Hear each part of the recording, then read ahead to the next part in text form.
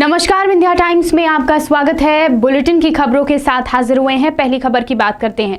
रीवा जिले के मनगवा निवासी पूर्व पार्षद लवकुश गुप्ता और उनके बेटों के ऊपर बीते दिनों मुस्लिम परिवार के लोगों ने जानलेवा हमला किया था।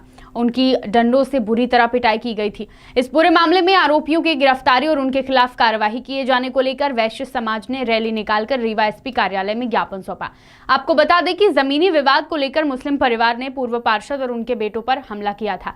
तोड़फोड़ कर पूर्व पार्षद की बुरी तरह पिटाई की गई। अब वैश्य समाज ने आरोपियों के खिलाफ दंडात्मक कार्रवाई किए जाने की मांग की है। सतना जिले में बीते दिन पूर्व प्रधानमंत्री पंडित जवाहरलाल नेहरू की प्रतिमा पर डंडे से वार करने और पत्थर फेंकने का मामला सामने आया था। उसका वीडियो भी सोशल मीडिया पर वायरल हो रहा है। इस घटना पर जहां एक तरफ कल पूर्व मुख्यमंत्री कमलनाथ ने जांच की मांग की थी, वहीं दूसरी तरफ आज कांग्रेस इस पूरी घटना का विरोध कर रही है और सड़क पर उतरकर आज ही नेहरू की प्रतिमा का शुद्धिकरण किया गया। बता दें कि पूरे मामले में पुलिस पहले ही 6 लोगों को गिरफ्तार कर चुकी है। अचानक ही कल एक वीडियो सोशल मीडिया में वायरल हो रहा था, जिसमें सतना में कुछ असामाजिक तत्वों द्वारा पूर्व प्रधानमंत्री की प्रतिमा पर पत्थर फेंके जा रहे थे। यह वीडियो जैसे ही सोशल मीडिया पर वायरल हुआ, उसके बाद ही बदमाशों के खिलाफ कार्रवाई की मांग उठने लगी और पुलिस ने मामले को संज्ञान में लेते हुए 6 युवकों को गिरफ्तार किया है। वहीं आज कांग्रेस ने नेहरू जी की प्रतिमा का गंगाजल व दूध से अभिषेक किया।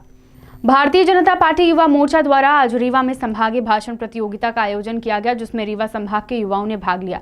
बता दें, प्रतियोगिता में पूरे संभाग से 40 प्रतियोगियों ने हिस्सा लिया, जिसमें रीवा, सीधी, सतना, सिंगरौली के युवा शामिल थे।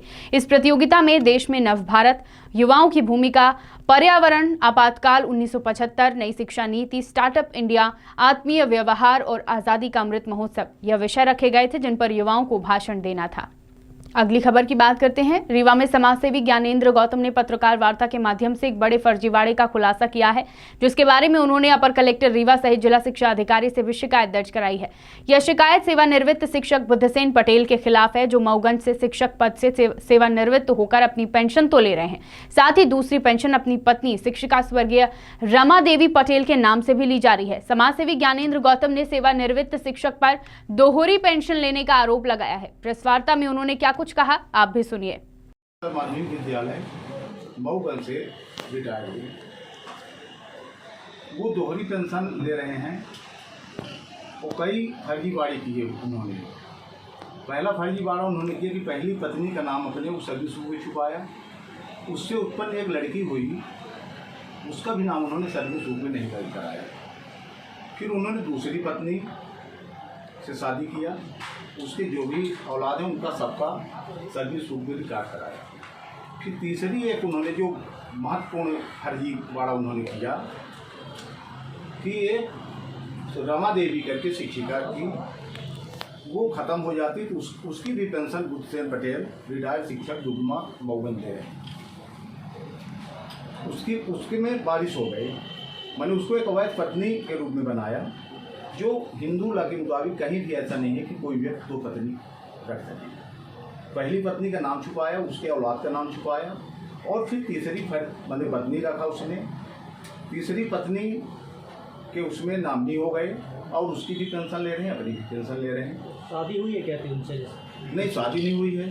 तो कैसा? शादी का कहीं उल्लेख ही नहीं है। सर्विस बुक में जो भी रिकॉर्ड दस्तावेज हम एकत्र किए, उसमें कहीं उन्होंने शादी का उल्लेख नहीं किया कि अनुमति हम लिए हों शादी करने की। शादी नहीं किए। इसकी अभी तक शिकायत आपने कहाँ की? उसकी शिकायत मैंने जिला शिक्षा अधिकारी, अधिकारी शाखा रीवा, कलेक्टर रीवा, मुख्यमंत्री, शिक्षा मंत्री, हर जगह मैंने इसकी शिकायत की। आश्वासन क्या मिला? कुछ नहीं, अभी तक कोई कार्रवाई नहीं हुई। मामला कब का है? ये मामला मैं शिकायत किया हूँ 29/7/2020 को पहली बार में शिकायत की। रिटायर ये हो गए हैं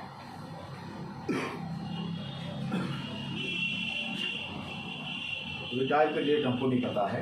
आपके पास क्या दस्तावेज उपलब्ध है जिसके आधार पे आप? मेरे पास अपर कलेक्टर के दस्तावेज हैं, जिन्होंने ये साबित हुआ कि इन्होंने अवैध पत्नी रमा देवी को रखा, उसकी पेंशन ले रहे हैं, और उसमें अपने बहू को इतना ही नहीं, उसके करीबी को अनुकंपा नियुक्ति मिलनी चाहिए, जिसमें अपनी बहू को उन्होंने अनुकंपा नियुक्ति दिलवाया। इसमें किसी और की भी साठगांठ हो सकती है? अधिकारी? अब वो अधिकारी है ही हैं। मैं 2020 से इसकी शिकायत कर रहा हूँ, और मैं ये कह रहा हूँ कि अगर कार्रवाई नहीं होती अविलंब तो मैं सीएम से मिलने जा रहा हूँ, मिलूँगा और कोर्ट जाऊँगा और कोर्ट में सबको पार्टी बनाऊँगा। जितने लोगों को मैंने अपनी शिकायत पत्र दिया, क्योंकि ये मामला 2 साल से ऊपर हो रहा, कोई इसमें सब दाब के बैठे हुए। कलेक्टर और जिला शिक्षा अधिकारी को बुलेटिन की आखिरी खबर की बात करते हैं। देश भर में मंदिर और मस्जिद का मुद्दा चल रहा है।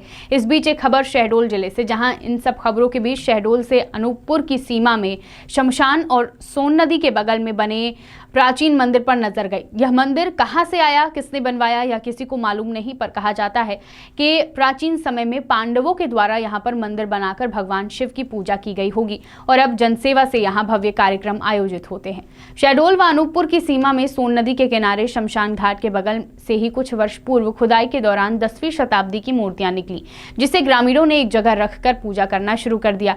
वहीं ग्रामीणों ने इस स्थान पर मंदिर निर्माण करने का कदम उठाया, जो अब पूरा हो चुका है। वहीं इस स्थान का नाम मठ देवरा बाबा के नाम से जाना जाता है, जो लोगों का अब आकर्षण का केंद्र बना हुआ है, जहां 4 जून से 11 जून तक भव्य कार्यक्रम का आयोजन किया जाएगा। वहीं 10 जून को सांसद हिमाद्री सिंह के द्वारा शिवजी की प्राण प्रतिष्ठा भी की जाएगी। शहडोल से पंकज राव की रिपोर्ट। क्या नाम है आपका और कहाँ से हैं आप? कामता प्रसाद राव, ओपीएम अमलाई।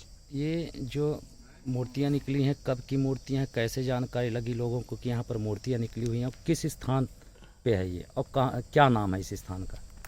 इस स्थान का नाम श्री 1008 श्री मठदेवरा बाबा का प्राचीनतम स्थान है।